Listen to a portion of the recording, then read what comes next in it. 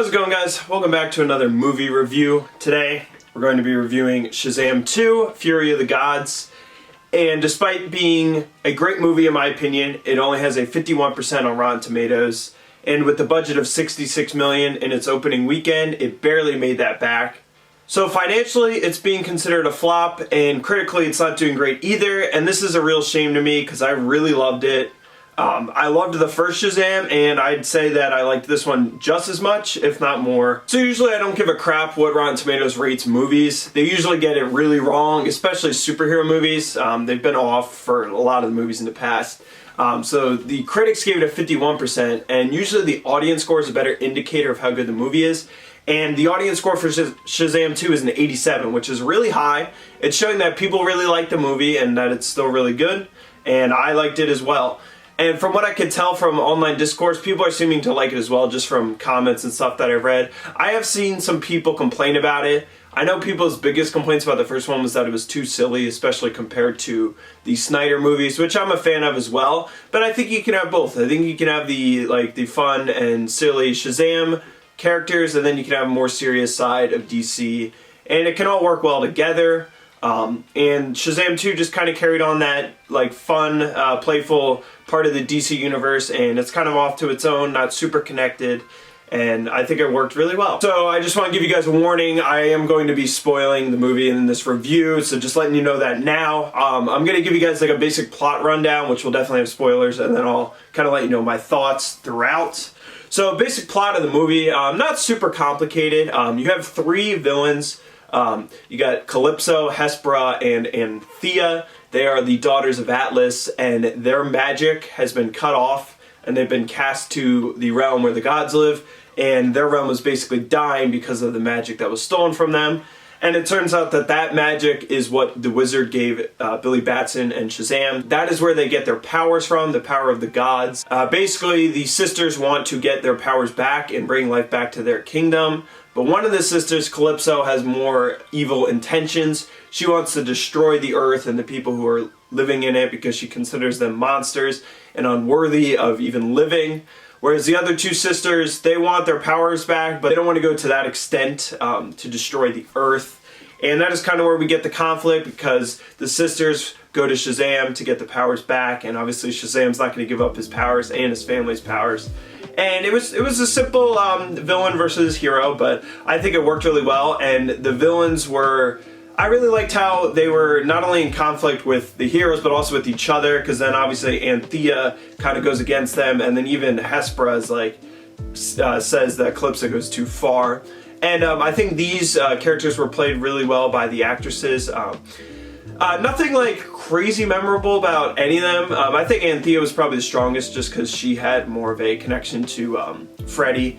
But they just played the parts really well. They were pretty menacing, which Shazam even made a joke about in the movie. And I think they were solid DC villains. That was just kind of a basic plot summary of the movie. Obviously some more stuff went on throughout, but that was kind of just the basic storyline. Nothing super complicated, but I still liked it. And one thing I really like to kind of talk about or look for in movies is the feeling, the aesthetic, and just kind of the vibe it puts you in. And I think some of that comes from the setting. And I really like the setting of the Shazam movies. They're definitely different than a lot of the superhero movies, and really a lot of movies, because the hometown of Billy is Philadelphia. So I really like the scenes in Philly. It's cool to see Philly at night, Philly in the day. But yeah, it's cool to see just Philadelphia as a setting, and I think it's really interesting, just aesthetically it's appealing to look at. And also the realm of the gods, they were kind of back and forth. They were in the labyrinth trying to escape, and I really liked that setting as well. And then another thing is I look for in movies is the lighting, because DC is kind of known for being darkly lit and kind of dim, but I think they've worked on that the past few movies, because Shazam, the first Shazam, was really bright and colorful, and then even Aquaman was pretty light. And then this one definitely had some really cool lighting. There were some weird scenes that I was kind of noticing throughout the movie where it's just dark for no reason, where you can't really see things. But then there was also some scenes where it was dark and it really looked really cool. The scene I'm thinking of is the final fight scene between Shazam and Calypso. He's really covered in shadows, but only his lightning bolt is glowing, which I thought that was like really cool contrast in lighting. So I think it can be done well if it's dark, but usually I like more of a lighter tone to it. But honestly, I really liked the lighting in this movie, and it gave like a good vibe. Like I don't like that word, but I don't know how else to describe it. Like it just makes you feel like a certain way depending on the lighting. Like obviously if it's really dark and feel like dark and gloomy, or if it's bright, it's gonna feel upbeat. I guess I can talk about my favorite parts about the movie, and obviously my most favorite is Shazam. Obviously the movie's about Shazam, but I really love Zachary Levi as Shazam. He's a great actor, and I was doing some more research about him. He's a really talented guy. He sings, he has a Tony, which is like a Broadway musical award, and then he has a Grammy for singing in Tangled. He was the voice of Flynn in Tangled, which I didn't know about. And I really liked him in the first Shazam. He's really charming, and he fits the part really well. I think he looks like exactly like Shazam. I think they still used a lot of padding for his suit because he wasn't as big as Shazam, obviously. Whereas like with Cavill, you kind of don't need to pad the suit. And that's a little noticeable, but he still looks like really big and beefy for the role. So I like that about him. And he just fits the part, and I think he plays the part really well. And one thing I know people were complaining about is that Billy was super serious as a kid, like the kid actor, and then when he becomes Shazam, he's like really light, playful, and just fun, and it didn't match necessarily his personality. But I think that's kind of a part of Shazam. It's this kid who has a sad life, so when he becomes Shazam, he's got the powers of the gods. Of course he's going to be happy and lighthearted. I think that just kind of is like the fundamental understanding of Shazam that people get wrong. Like, he is going to be like a really happy guy. Like, it's supposed to show what a kid would act like as a superhero in an adult's body. Maybe he could be a little more serious in parts, but I think that part is really accurate of Shazam. And I don't know a ton about Shazam, like I haven't read a lot of comics, but I have seen him in Young Justice, and as an adult Shazam, he's really like playful and kiddie. Like he's with the other teens in Young Justice. So in that iteration, he acts the same, and also in another movie, I think it was Superman and Batman. It was like a movie set in like the 50s, and Shazam was a big part of that movie as well, and he obviously was like playful and cheery in that. And then going off of that, I think they also worked on Billy as a kid in this movie. They did make it match a little bit better, because Billy was pretty gloomy in the first one, and it makes sense. I mean, they say it throughout the movie like multiple times of like how horrible of an upbringing he's had. His dad left him, his mom gave him up for adoption, and then, or I think his mom, I can't remember, I think his mom like lost him and just never found him again and didn't go looking for him, which is horrible. And then he's never been able to stick with a foster family. So he's had a horrible upbringing, so it makes sense like why he'd be like more of a like darker kid. But I think they worked on that in this movie. They kind of showed some growth. Like obviously he's starting to love his family, and that was part of the last movie, like him just kind of fitting into the family. So he's a little more lighthearted. So I think there's less of a contrast between him as a kid and Shazam in this one, and I think that worked out better. But I think I loved the actor for Billy as well. He's really likable, and the whole family honestly is really great in kid form and adult form. I think the chemistry of the family and the kids is like the strongest part about the first one, and that was really great in this one as well. I love Freddie. As a kid, he's really funny, and he's the one with the crutch. And I like how he just like makes up for his disability with like being really funny and just being able to take punches left and right. And then as an adult, obviously he loves being able to like walk and have all these powers. So it was really cool to see him go from like him as a kid to what he would act like as an adult with superpowers. I think he's honestly, I like Freddie kid actor more than Billy. Like he's just a really great actor, and he's really likable and really funny throughout the movie. And that's another strong suit of the movie. Like all these superhero movies lately have been trying way too hard to be funny, and they're just not, and they feel like they need to make a joke every second. And Shazam definitely does that. Like it tries to make quips all the time and just one-liners, but Shazam does it well, and it's supposed to be comedic in nature, so it works. And like honestly, out of all the past like superhero movies in the past 2 years, this was the funniest one, and honestly one of my favorite ones. I'm thinking of the movies, like I liked it more than Thor, liked it more than Doctor Strange. Could have been great, but I honestly liked it more than Doctor Strange. I think the only like movie that I liked way more is The Batman, but The Batman was just absolutely amazing, so it's hard to beat that. But I think Shazam is like one of the strongest movies for the past few years of superhero movies, like, honestly. And like I was saying, the chemistry between the kids as kids and adults is like the strongest part. Like, they really feel like a family. And I also forgot how much I loved the parents. They didn't have as big of a role in this one, but I remembered how much I liked them in the first movie. Like, they were really loving, and they were really cool parents. And so the parts that they did have in this movie, like, they felt like the real parents of the kids. And I really liked the actors for the mom and dad. They were funny too.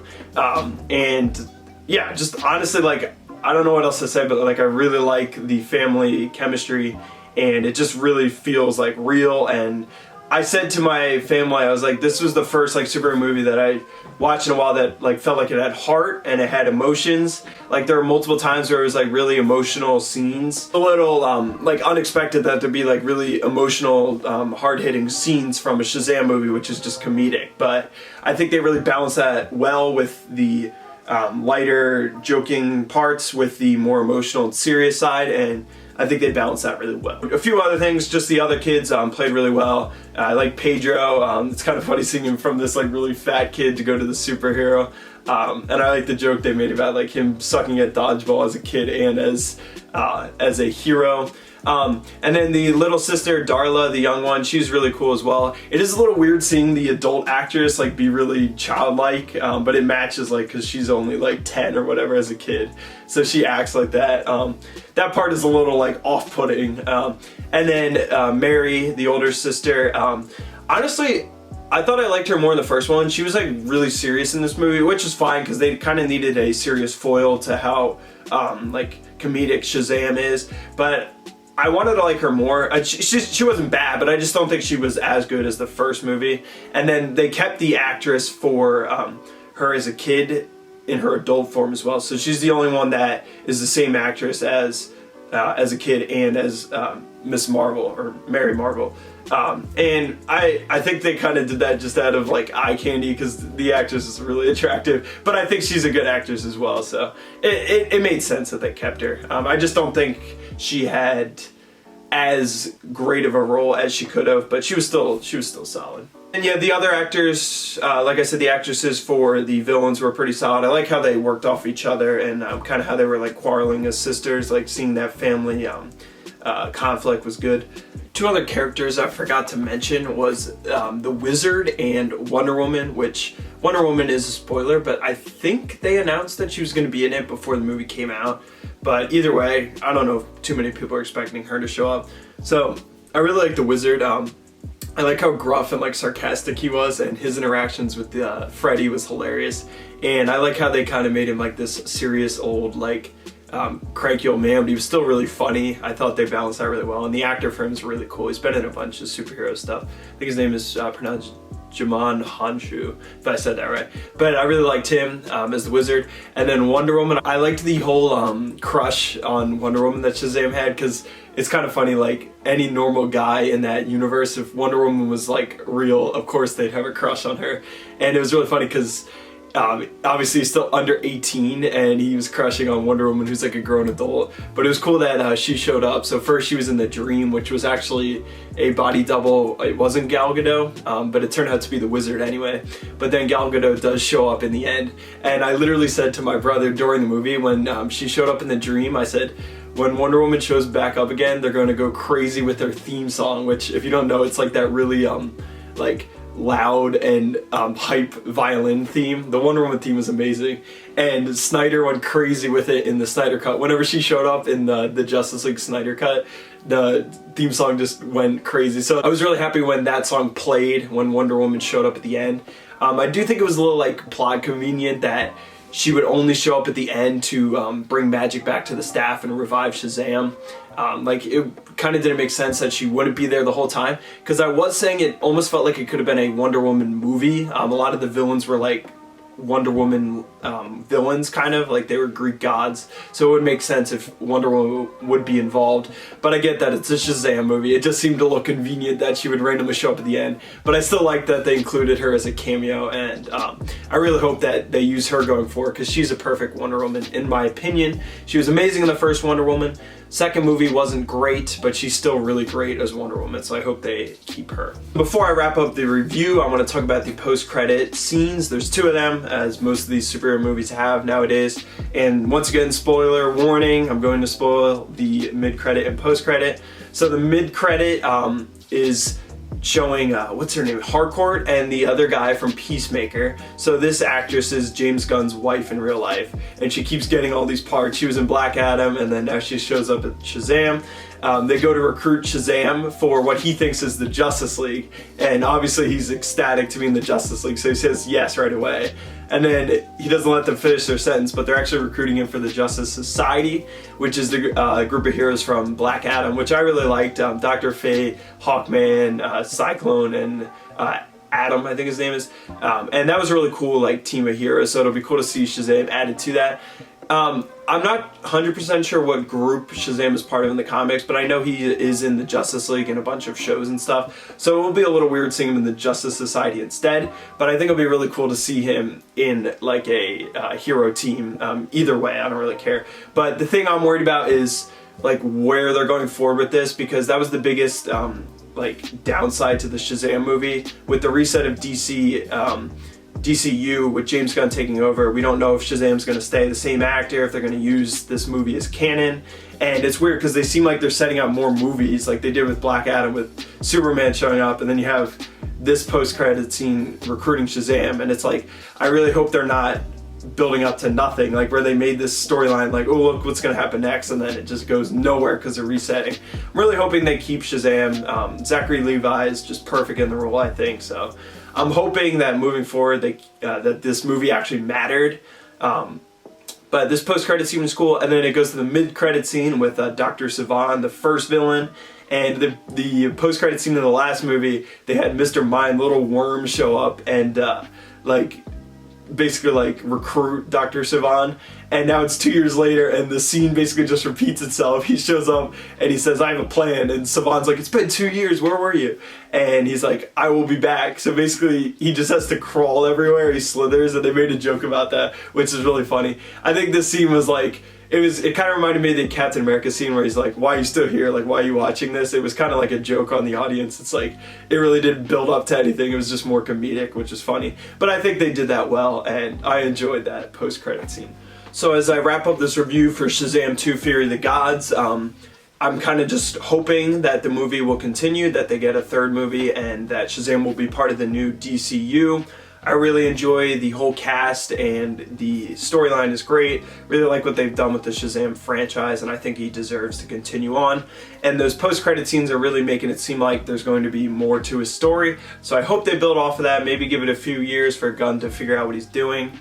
I think the biggest thing working against Shazam is that people weren't sure if this movie is going to matter. DC didn't market it well, which Zachary Levi was talking about in interviews. They're saying how it's not doing well because they're not marketing it, because DC is just trying to kill it, which is sad. It really upsets me because it is a great movie and it deserves more people to go watch it, and I think you'll enjoy it. So go see Shazam 2 if you haven't already, and I think you'll like it. Yeah, I'm really hoping that the Shazam franchise carries on.